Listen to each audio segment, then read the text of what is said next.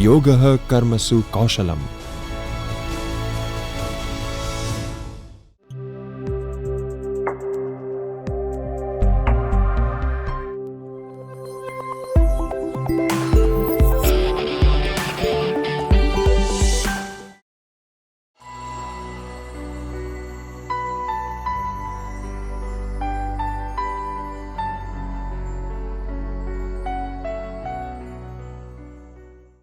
Hi, welcome to the 26th session in the course HRM for non-HR managers. In this week, we are discussing some special applications of and for HRM. In the previous session, we discussed the role of people management in the cases of mergers and acquisitions. Those are kind of rare occasions when one has a role to play as their organization enters a merger or acquisition deal.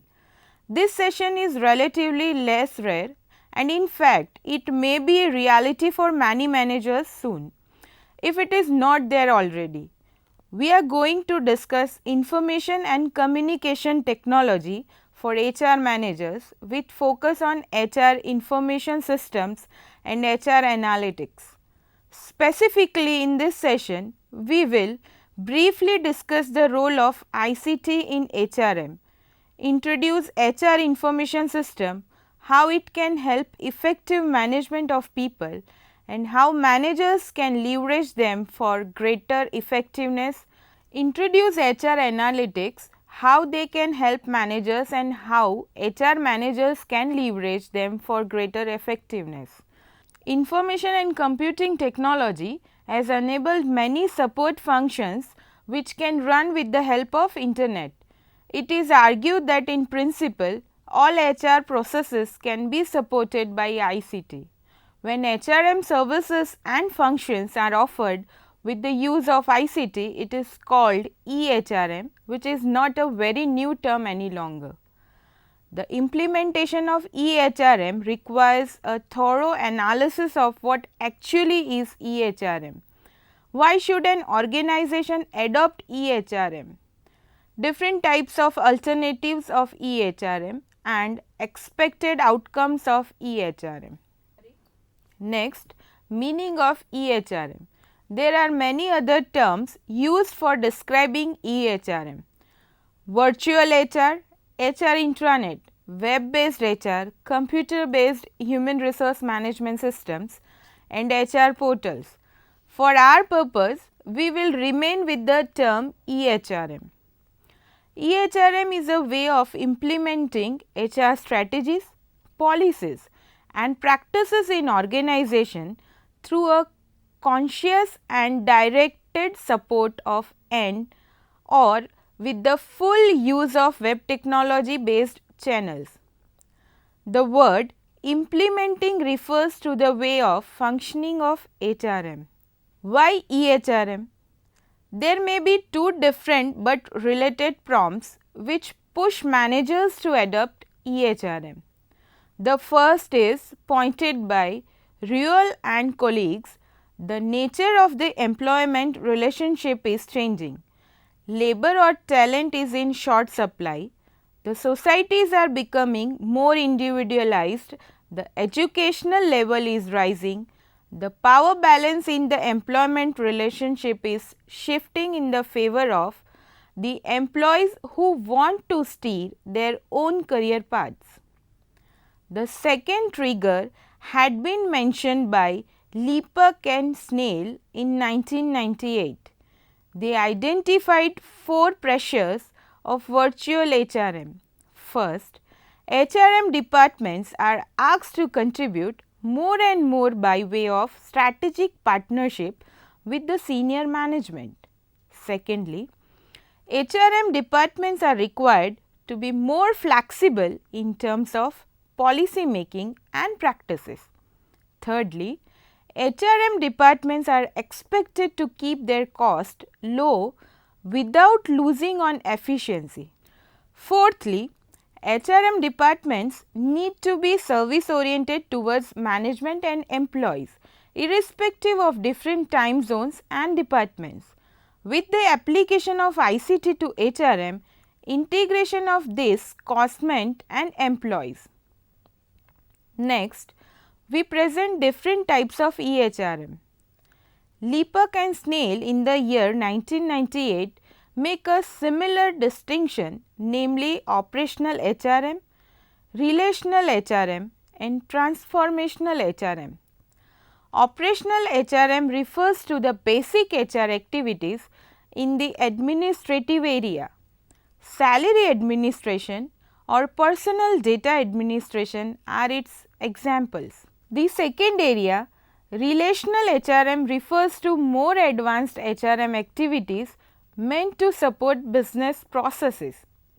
Examples of relational HRM are recruiting and the selection of new personnel, training, performance management and appraisal, and rewards. Transformational HRM. The third area concerns HRM activities with a strategic character. Examples of transformational HRM activities include management of change, competency management and knowledge management. Outcomes of EHRM.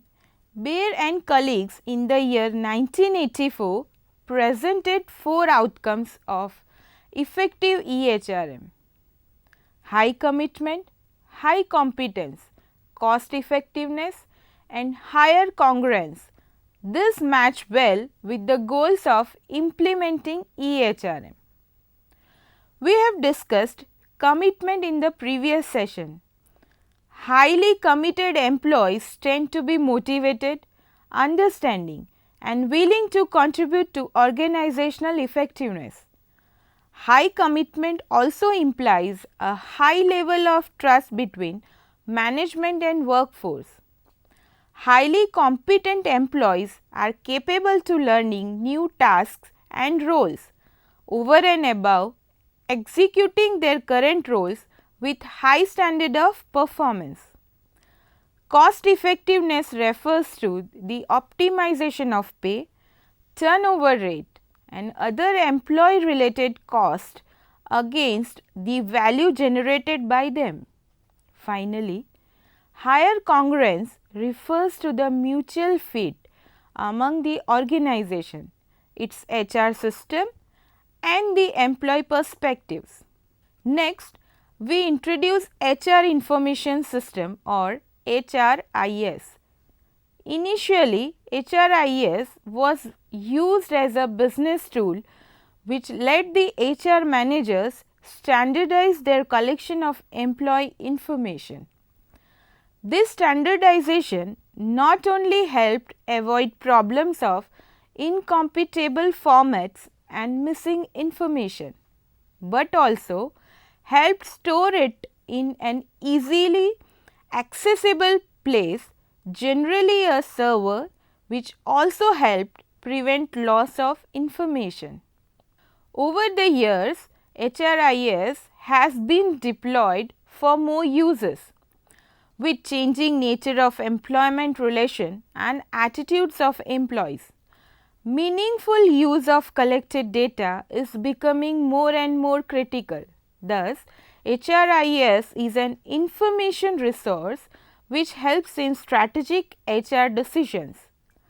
Effective HRIS helps organizations develop and monitor various metrics which add value to the process of management control.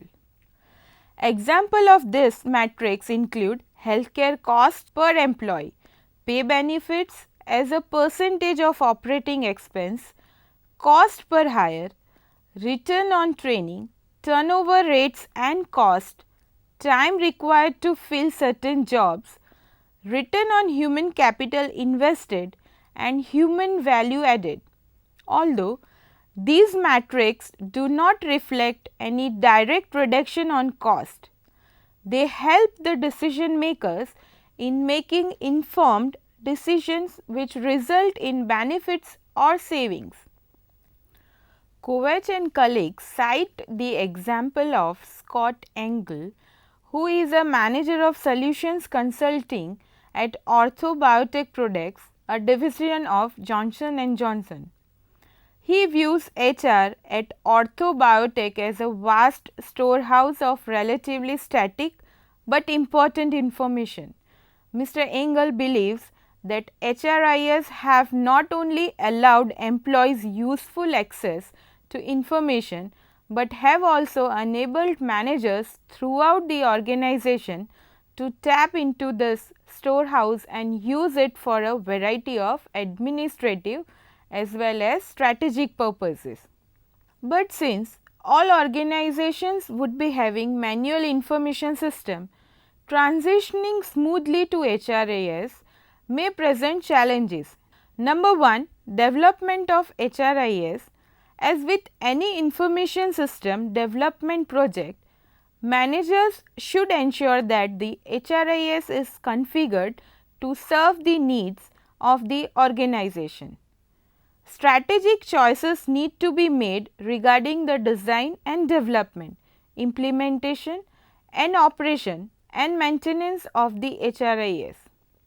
The managers may also consider whether this will be done in-house or will be outsourced. Number 2, adoption by the staff. One of the most challenging but often overlooked issues is the resistance from the employees to switch to HRIS. Getting HR staff and employee end user involvement early in the HRIS development process is essential to successful implementation. Number 3, operation and maintenance of HRIS are long-term issues to ensure that the system runs smoothly and effectively. If the system operation and maintenance are outsourced, issues such as the contract with the vendor and fees would require careful consideration. These issues are discussed separately in the session devoted to HR outsourcing. HRIS, you may have understood, should not be confused with EHRM. HRIS is oriented to serve the needs of the HR department itself. Users of these systems are mainly HR staff.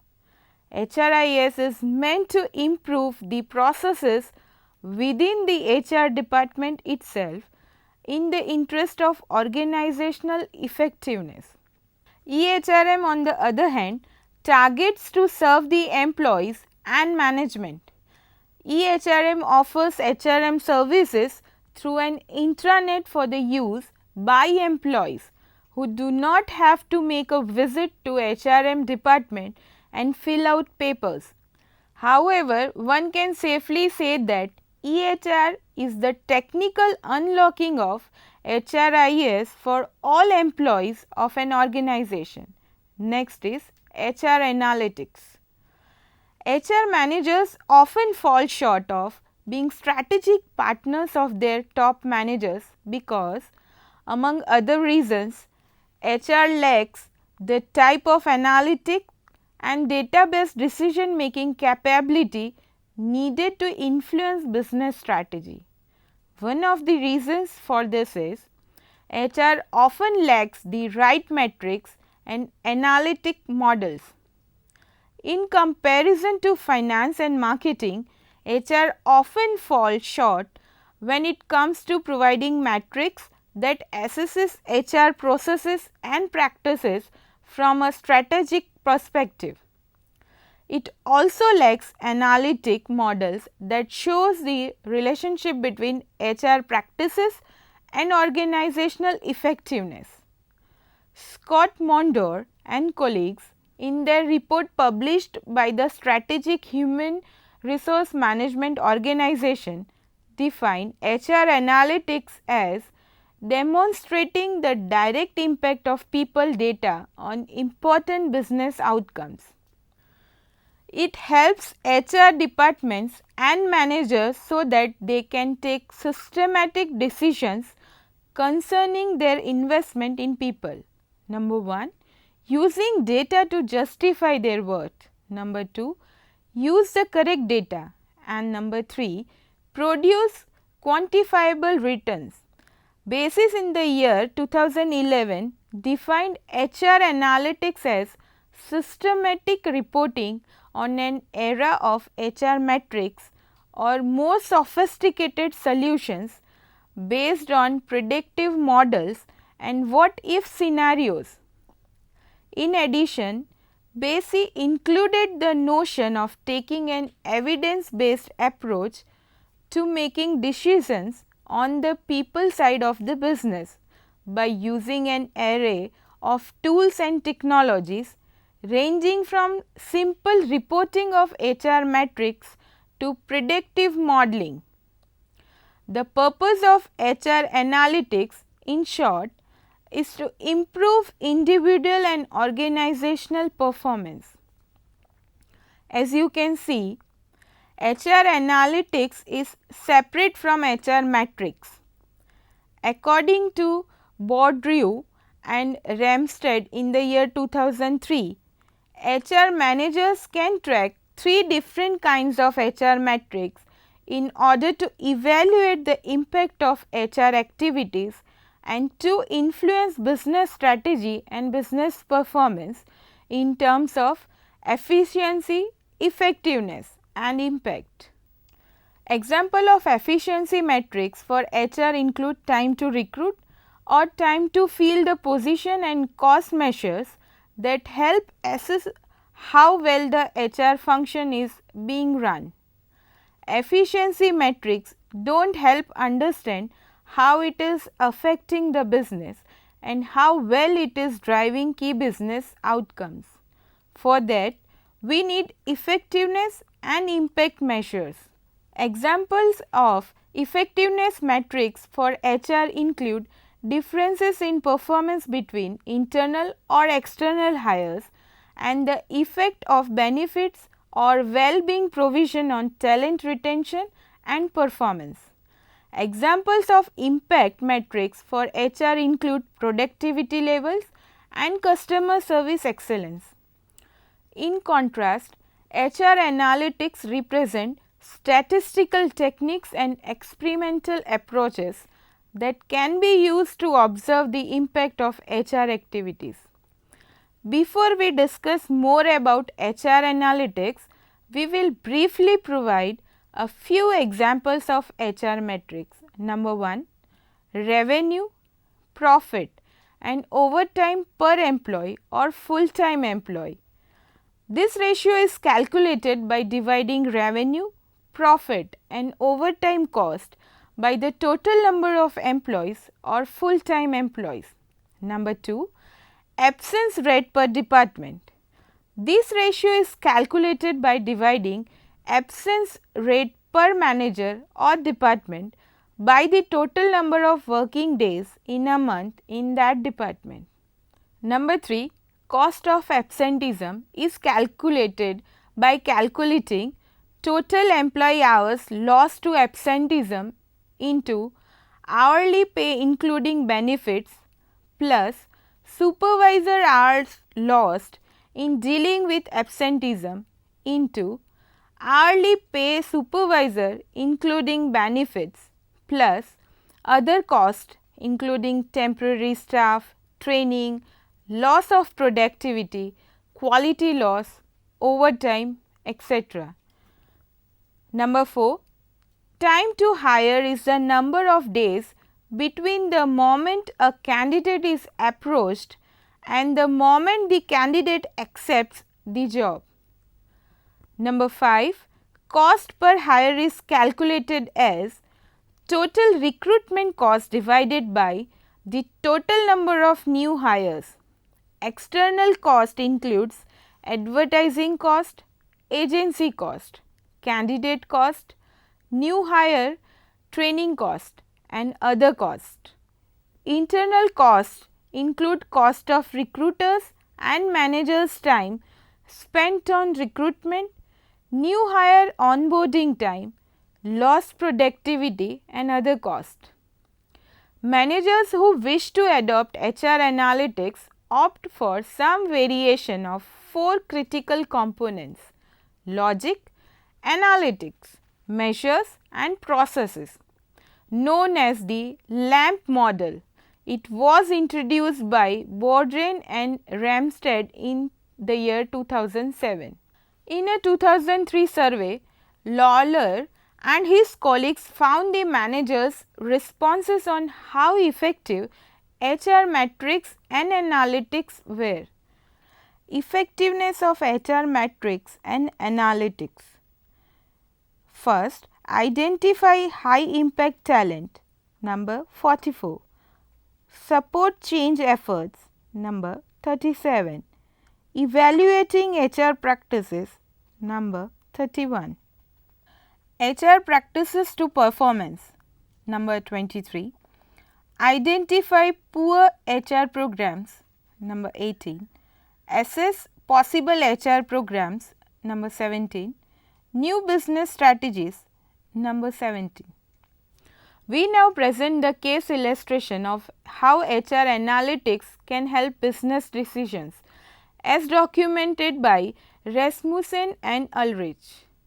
Maersk Drilling, a leading offshore drilling company and a business unit in the AP Moller Maersk Group, experienced considerable variance in performance between similar drilling rigs operating under similar conditions and at the same time faced the challenge of growing 40% within a 4-year period.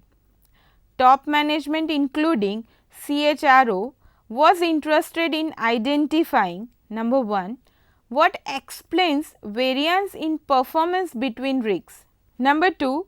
How can that knowledge effectively be deployed to new rigs brought into operations? And number 3. How can the results be used to help convince prospective clients that the company will deliver on promised performance standards while growing considerably in a hot market? Business analytics using both qualitative and quantitative data.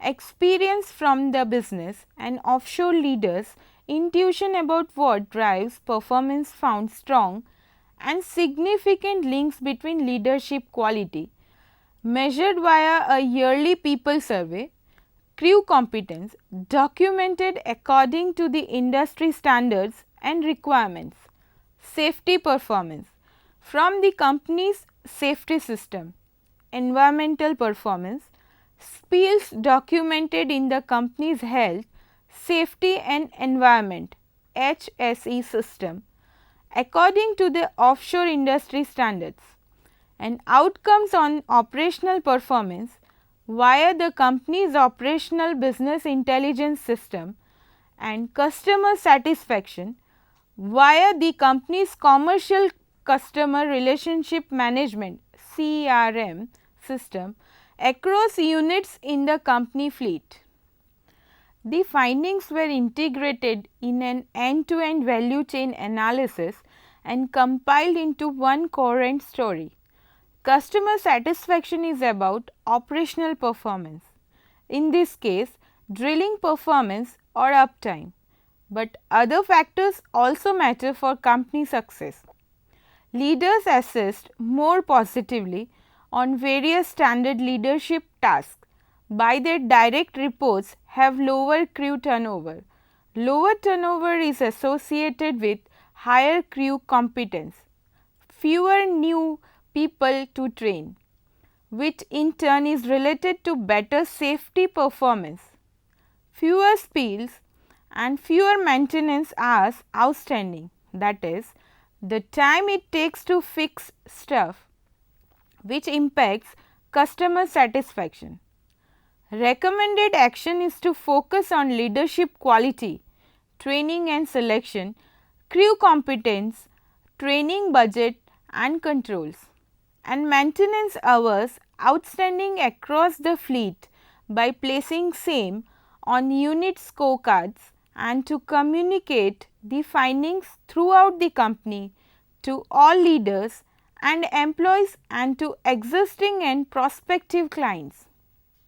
Even though advanced statistical methods were used, the presentation just showed the R squared values between the different elements, keeping in mind that this was not for an academic audience, it was to support storytelling for technical, business audience and emphasizing the importance of co-creating the story with the many stakeholders. The analytics were part of a change management process, as you can see in the figure on your screen. HRIS and HR analytics make up a rapidly growing field of research and practice. Reviews suggest that HR scorecard is among the most widely preferred tool for HR analytics. We are going to discuss HR scorecard in our next session.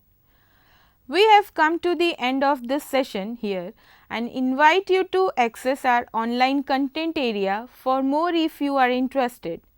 If you have questions, comments and experience to share, please join our online discussion forum. In this session, we have noted how the advances in ICT have facilitated use of HR information systems.